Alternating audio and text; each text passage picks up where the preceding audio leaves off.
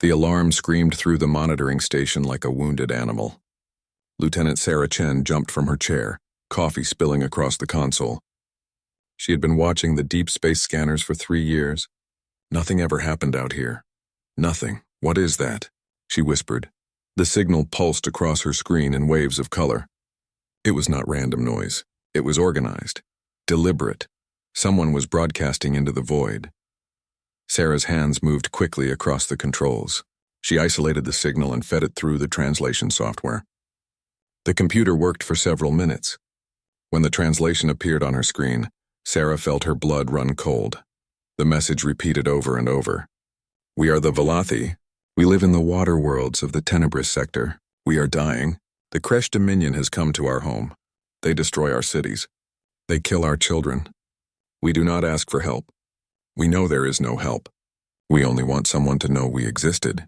We sang among the stars. Now we die in silence. Sarah sat frozen. The message included coordinates, star charts, and cultural data. These aliens were sending out everything they were before they disappeared forever. She reached for the communication panel with shaking hands. This is Sentinel Watch. I need an immediate connection to Earth Command. Priority Alpha. The response came faster than she expected. Stand by, Lieutenant. A face appeared on her screen. Admiral Helena Kovacs looked tired. She always looked tired these days. The Admiral had iron gray hair pulled back tight and eyes that had seen too many battles. Report, Kovacs said simply. Sarah played the translated message. She watched the Admiral's face as the Velothi plea filled the room. Kovacs' expression did not change, but her hands gripped the armrests of her chair. When the message ended, there was silence. Have we received any galactic community response? Kovacs asked. Sarah pulled up the intercepted communications. Yes, Admiral. The Council of Worlds received the same broadcast. They are currently in debate. Debate, Kovacs repeated. The word sounded like poison in her mouth. What are they debating? Sarah read from the transcripts. Strategic value of intervention. Resource allocation. Risk assessment. The Kresh Dominion is a major military power. The Velothi have no strategic resources worth defending. Current conclusion is that intervention is not viable. Kovacs stood up slowly. Not viable. That is correct, Admiral. Lieutenant Chen, how far is Velothi space from our position? Sarah checked the coordinates. 3 weeks at maximum burn, Admiral. How many Velothi are left? Sarah looked at the data streaming in. The original population was 2.3 billion. Current estimates based on the destruction pattern suggest 400 million remaining. The number drops every day. Kovacs turned away from the screen. Sarah could see her reflection in the window behind her. The Admiral was looking out at the stars. My grandmother told me stories, Kovacs said quietly. Stories about Earth history. About times when people stood by and did nothing while others died. She told me about genocides that could have been stopped. About children who could have been saved. She made me promise something, Lieutenant. What was that, Admiral? Never again. Kovacs turned back to face the screen. Her eyes were hard as stone. Never again would humanity stand by and watch. Not while we had ships. Not while we had weapons. Not while we had breath in our bodies. Admiral, the Velothi are not asking for help. They said there is no help coming. I know what they said, Lieutenant. Kovacs sat back down. That is exactly why we are going. Alert the 3rd Expeditionary Fleet, full combat deployment. I want every ship ready to move in 6 hours. Admiral, the Council of Worlds will protest. They will say we are being reckless. Let them. Kovacs leaned forward. Lieutenant, do you know why the older civilizations think we are crazy? No, Admiral. Because we are the only species in the galaxy that goes to war for people we have never met. We fight for strangers. We die for principles. They think this makes us stupid. Kovacs smiled, but there was no humor in it. They are probably right. But I can live with being stupid. I cannot live with being a coward. Yes, Admiral. Send a message to the Velothi. Tell them help is coming. Tell them to hold on. Sarah's fingers moved across the console. Admiral, they may not receive it in time. The Kresh are jamming most communications in that sector. Send it anyway. Even if only one Velothi hears it, they deserve to know they are not alone. The message went out into the darkness. Sarah watched it travel across the display. A tiny spark of light racing toward a dying world. Within hours, the 3rd Expeditionary Fleet began to move. 50 warships turned toward the Tenebris sector. Marines loaded into dropships. Engineers checked weapon systems. Medical teams prepared for casualties. On the bridge of the flagship Indomitable, Admiral Kovac stood before her crew. She looked at the faces around her. Young and old, veterans and recruits, all of them knew what they were flying toward. "We are going to save people who cannot save themselves," Kovac said. "The galaxy will call us fools. They will say we are throwing our lives away for nothing. But we know the truth. There is no such thing as nothing when lives are at stake. We go because someone must. We fight because it is right. And if we die knowing we answered when others stayed silent." The crew did not cheer. They simply nodded. There was nothing left to say. The fleet jumped to hyperspace, leaving the safety of human territory behind. They flew toward a war that was not theirs, to save a people they had never seen, for no reward except the knowledge that they had tried. Behind them, the rest of the galaxy watched and wondered if humanity had finally gone too far.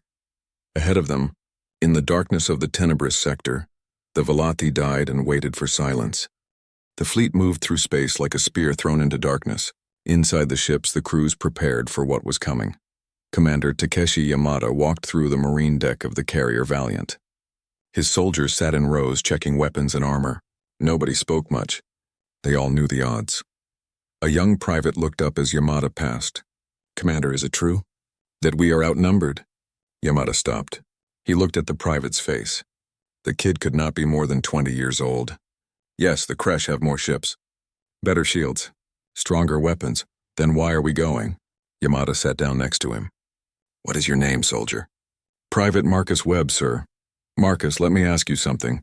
If you saw a child drowning and you knew you might die trying to save them, would you walk away?" Marcus shook his head. "No, sir. Why not?"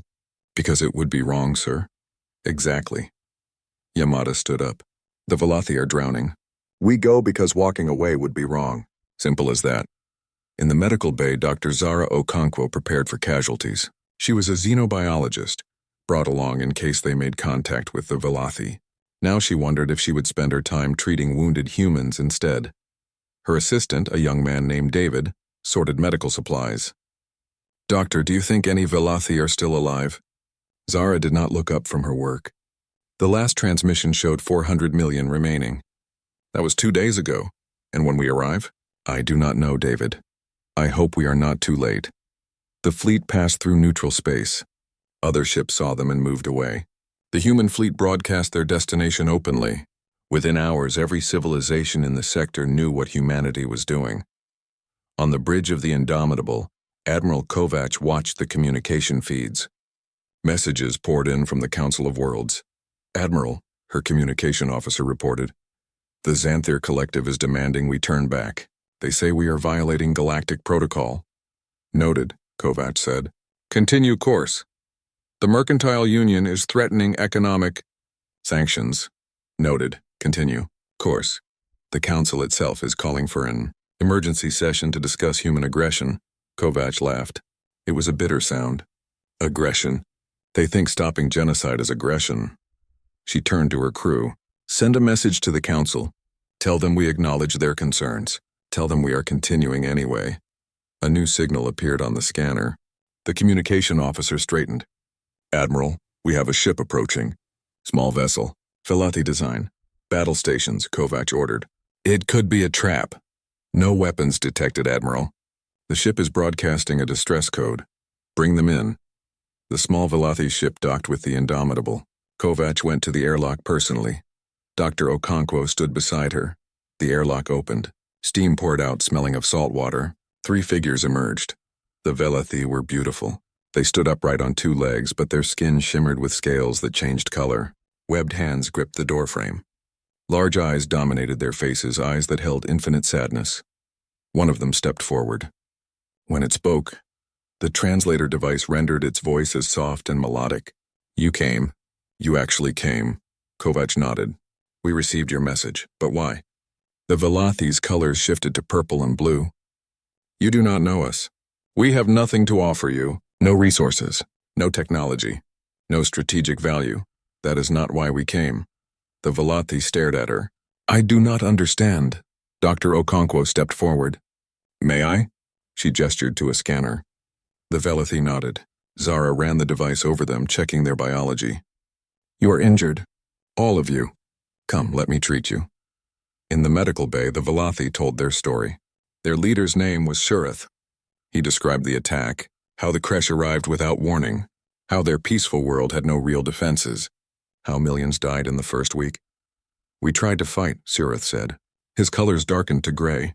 We had small ships, mining vessels, civilian craft. We threw everything against them. It was not enough. Yamada listened from the doorway. Tell me about the Kresh. How do they fight? Shurith looked at him. They fight with honor. They arrange their ships in formations. They announce their attacks. They believe in showing their strength openly. Honor, Yamada repeated. He smiled. Good. We do not. Over the next week, the Velothi refugees provided tactical data.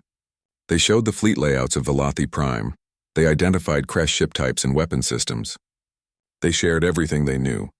At night, Shurith found Admiral Kovac standing alone looking at the stars. Admiral, he said quietly, my people are grateful. But we must know. What do you gain from this? Humans must want something. Kovac did not turn around. My grandmother was a little girl during the resource wars on Earth. She lived in a camp. She watched people die because no one with power cared enough to help. When she escaped, she made a promise. If she ever had power, she would use it for those who had none. And you? She raised me on that promise. I joined the military because I believed it. Every person in this fleet believes it. Kovac finally looked at Shurith. We gain nothing. We risk everything.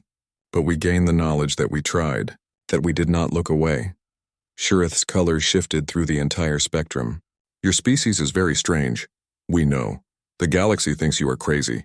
We know that too. When the Kresh main fleet arrives, you will all die. Kovac smiled. Maybe.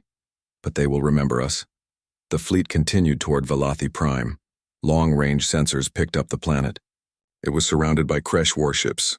Orbital bombardment platforms fired down at the surface. Cities burned. The communication officer turned to Kovac. Admiral, we are receiving a transmission from the planet. Audio only. It is very weak.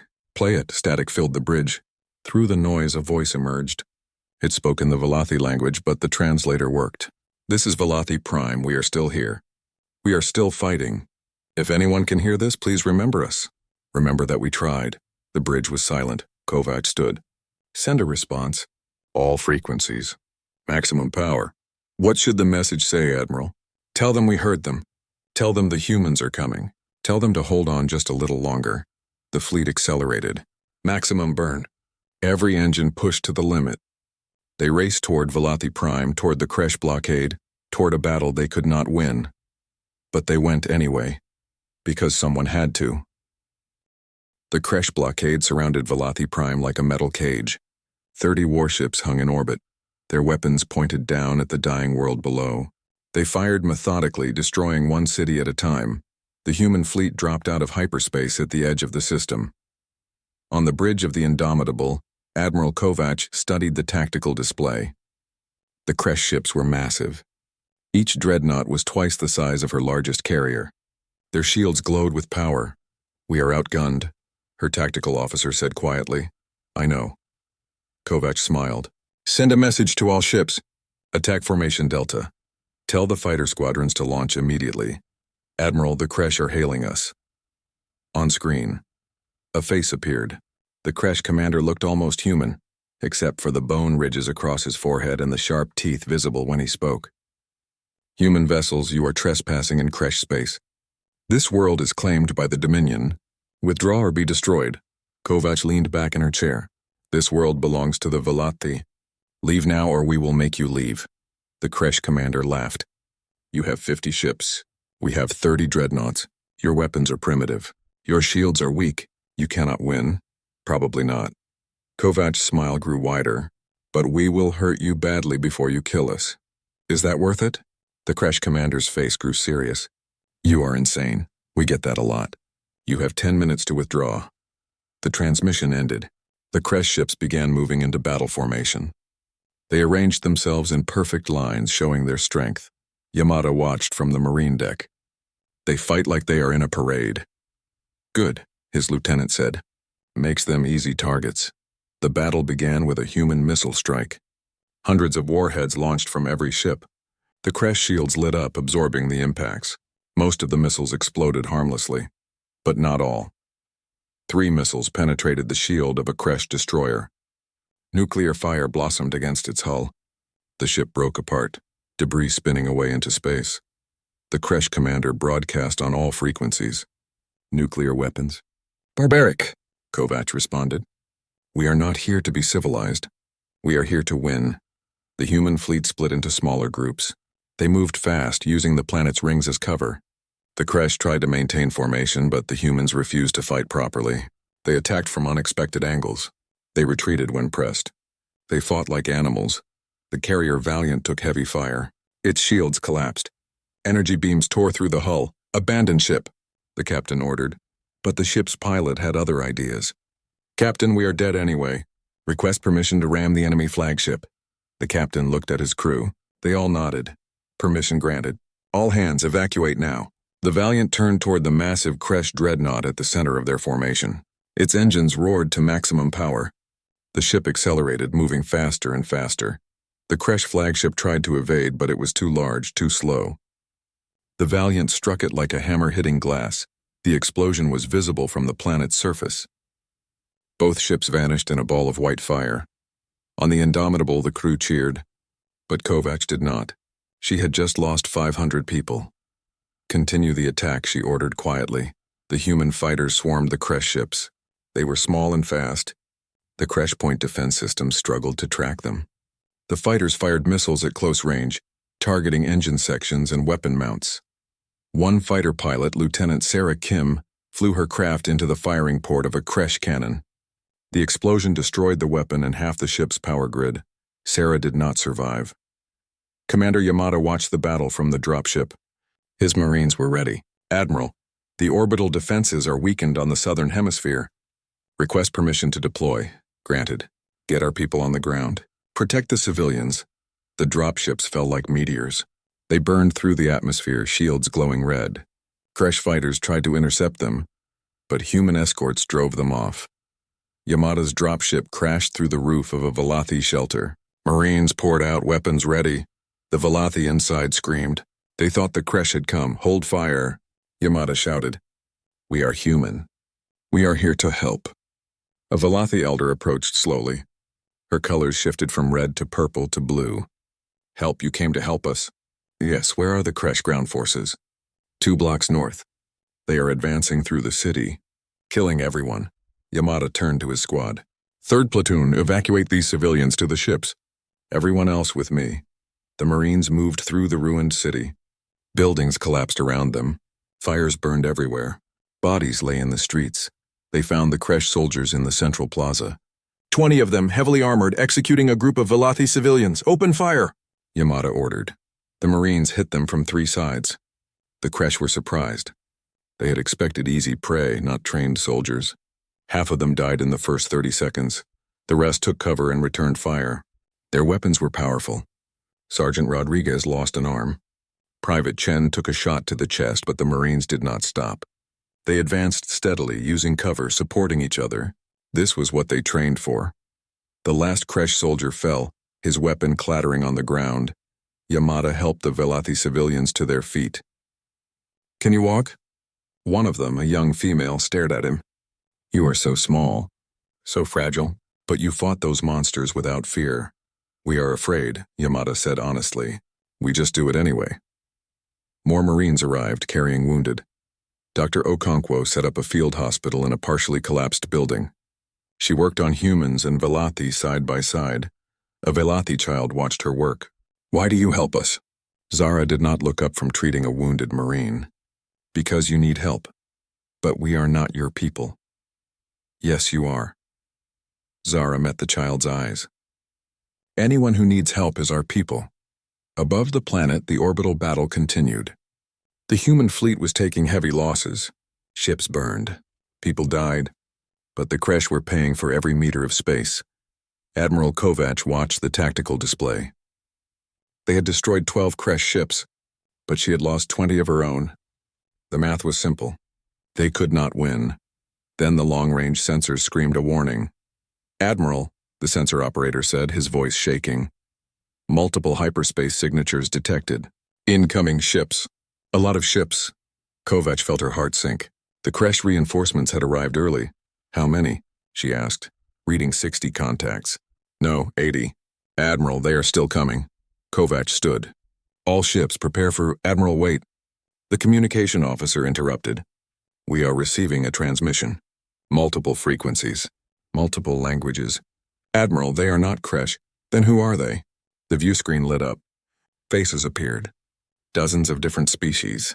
Insectoid warriors, silicon beings, creatures made of pure energy, and in the center a young Tharix commander. Human fleet, the Tharix said. We heard your message. We heard what you are doing. We are not as brave as you, but we are brave enough to follow. Where humanity leads, we will follow. Kovac stared at the screen. Who are you? We are the Echo. You heard their cry. We heard yours. Now we answer together. Tears ran down Kovac's face.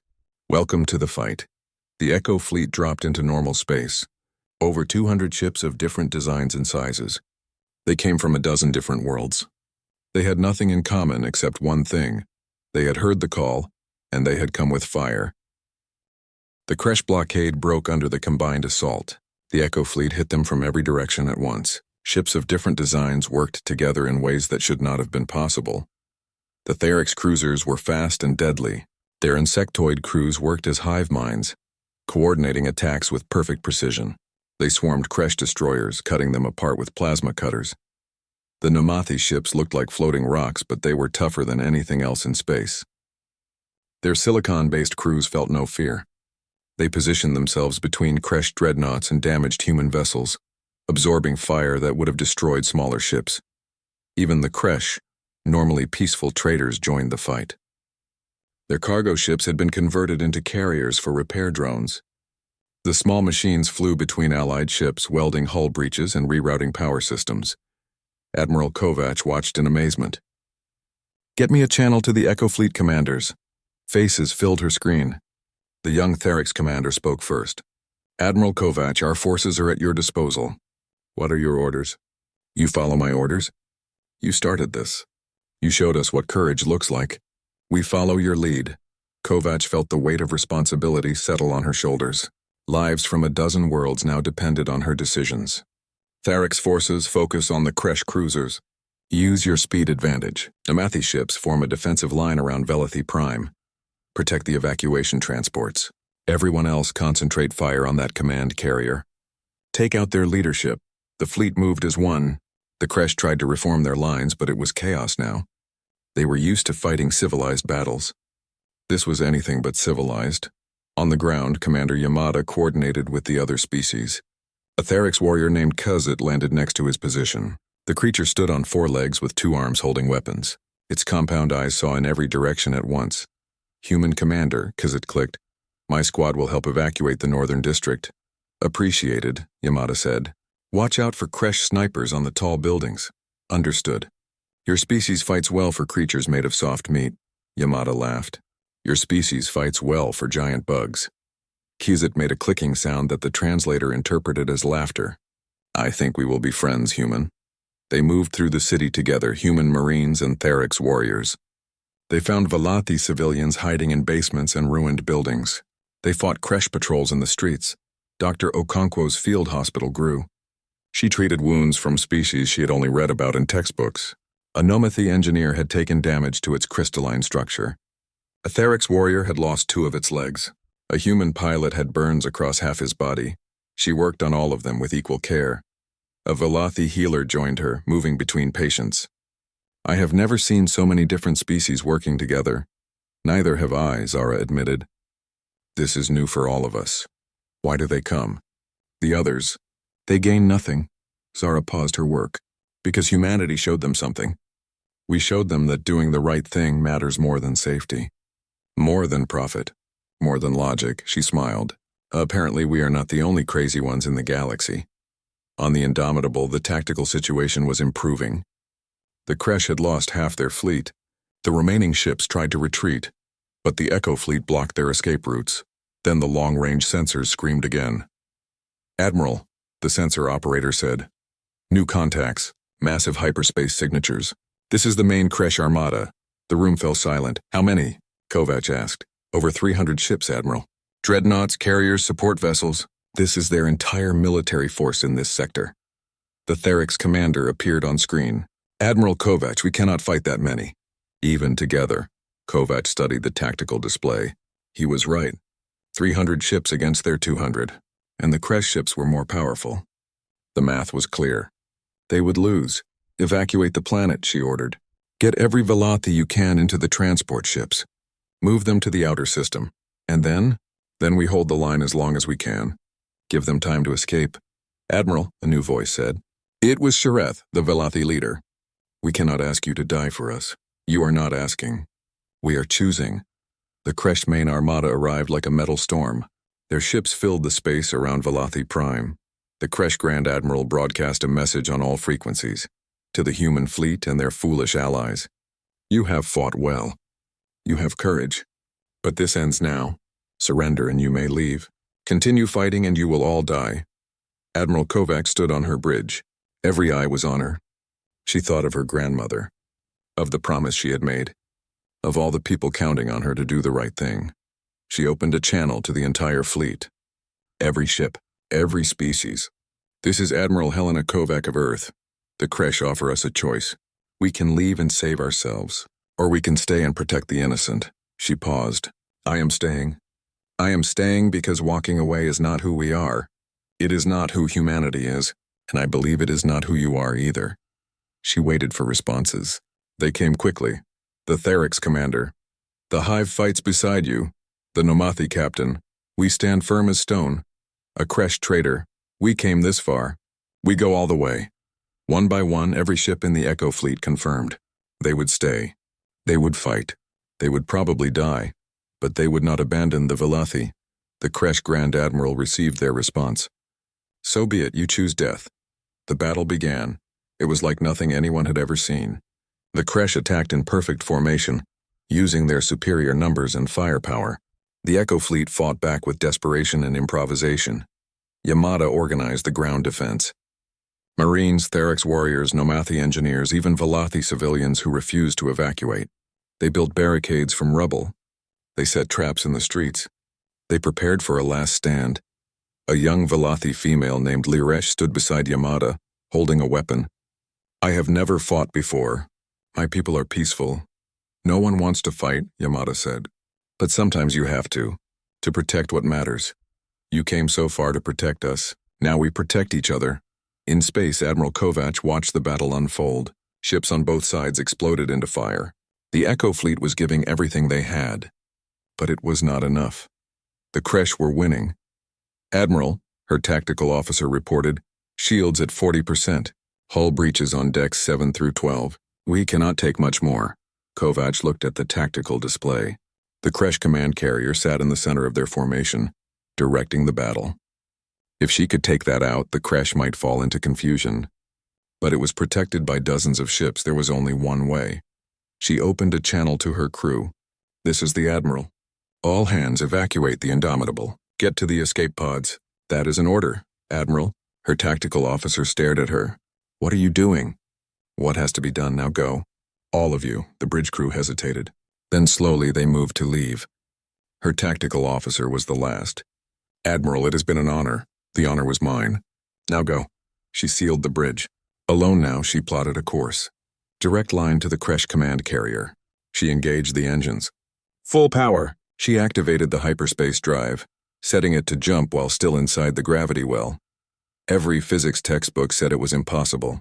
The ship would tear itself apart. That was the idea. The Indomitable accelerated toward the Kresh formation. Ships fired at it, but Kovac did not care. She kept the course steady. The Kresh Grand Admiral saw what she was doing. Stop her. Kill that ship! Too late, Kovac smiled. She thought of her grandmother one last time. I kept my promise. She activated the hyperspace drive. The Indomitable hit the command carrier and both ships ceased to exist in any meaningful way. The hyperspace breach tore a hole in reality. Energy exploded outward, consuming everything nearby.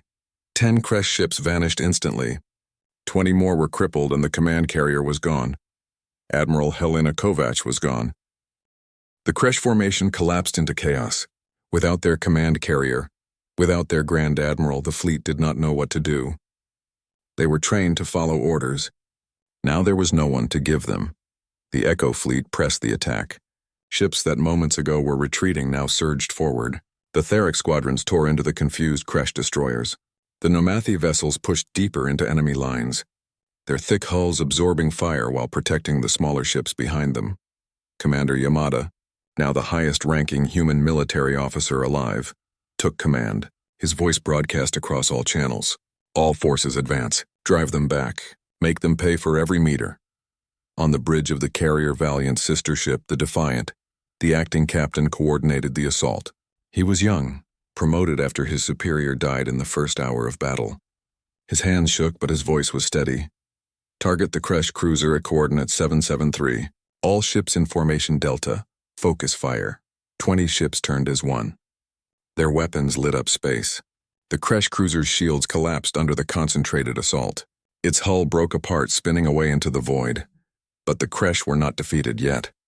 They had numbers. They had weapons. And now they had rage.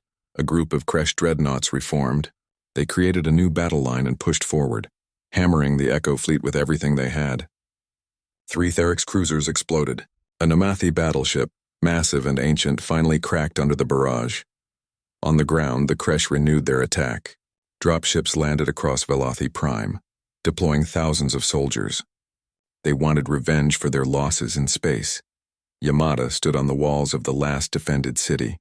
Around him, warriors from 3 different species prepared for the assault. In the streets behind them, Velothi civilians huddled in shelters praying to their water gods. "Here they come," a Marine said. The Kresh soldiers advanced in perfect formation. They were professional, disciplined, deadly. Yamada raised his weapon. "Hold the line. Do not let them through." The Kresh reached the outer defenses. Explosions rocked the walls.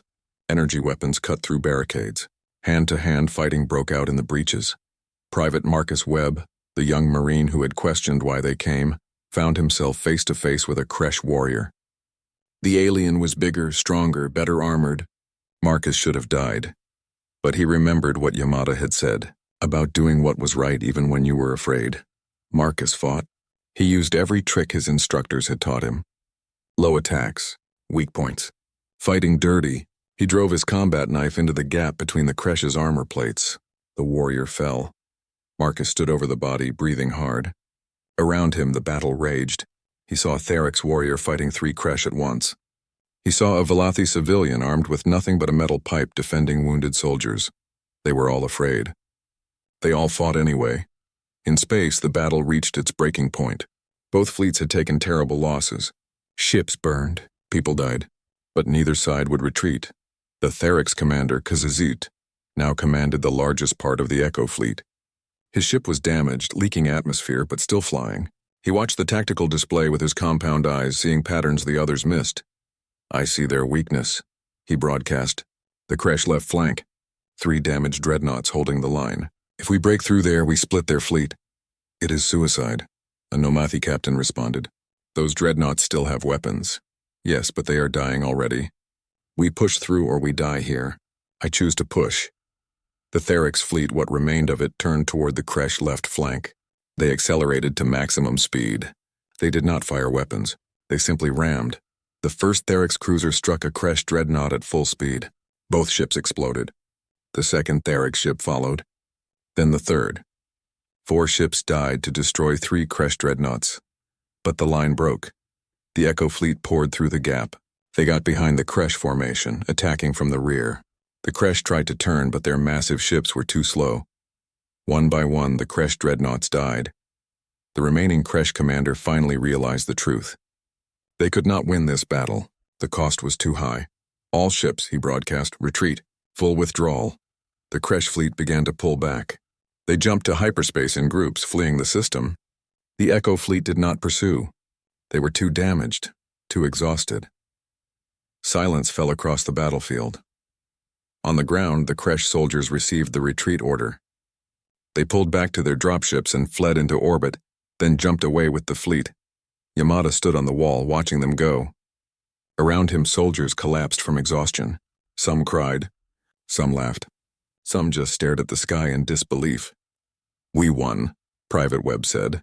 We actually won, Yamada shook his head. Look around, Marcus. Count the bodies. Is this what winning looks like? Webb looked at the ruins of the city, at the fire still burning, at the dead scattered across the battlefield. But the Velati are alive. We saved them. Yes, we did. Yamada smiled sadly. Sometimes winning and surviving are two different things. Dr. Okonkwo worked through the night. The hospital was overwhelmed with wounded from a dozen species. She moved from patient to patient, doing what she could. A Velati healer worked beside her. So many dead. So much sacrifice. For us, not just for you, Zara said. For the idea that innocent people should not die while others watch. Your people matter. Every life matters, even human lives? Especially human lives. Zara stopped working. We lost Admiral Kovac. We lost thousands of good people. But they knew what they were doing. They chose this. The Velati healer's colors shifted to deep blue. We will never forget. Never. 3 days later, a memorial was held on Velati Prime. The survivors gathered in the ruins of the capital city. Humans Therix Nomati Kresh Velati, species that had never met before, now stood together. Commander Yamada spoke for the humans. Admiral Kovac told me once that we fight because someone must. That we cannot stand by while others suffer. Today we honor her memory and the memory of all who died here. They came from different worlds. They spoke different languages. But they shared one belief, that doing right matters more than being safe. Shurath, the Velati leader, spoke next. A cry echoed through space. Most of the galaxy ignored it. Some debated it. But humanity heard the call and answered with fire. They brought their weapons, their ships, their warriors. But more than that, they brought hope. They showed us that we were not alone, that we mattered to someone. The memorial lasted hours. Names were read. Stories were shared. Tears were shed by those species capable of crying. At the end, the Velati revealed their gift. In the center of the ruined city, they erected a monument. It was made of living coral, grown from the seas of their world. At its center was a simple inscription in every language represented in the battle. They heard our cry. They answered with fire. We will never forget. The news of the battle spread across the galaxy. The Council of Worlds was in uproar. Some species condemned humanity's actions as reckless. Others were inspired. Young people from a dozen worlds asked how they could join this new alliance. The Echo became official. No longer just a desperate fleet, but a real coalition. An agreement between species that believed some things were worth fighting for. Yamada was promoted to admiral. He did not want the position, but someone had to lead. He stood on the bridge of the new flagship, the Kovac's Resolve, and looked at the stars. His communication officer approached. Admiral, we are receiving distress signals from the Helix sector. A species called the Dren are under attack by raiders. How far? 2 weeks at maximum burn. Yamada thought of Admiral Kovac, of her grandmother's promise.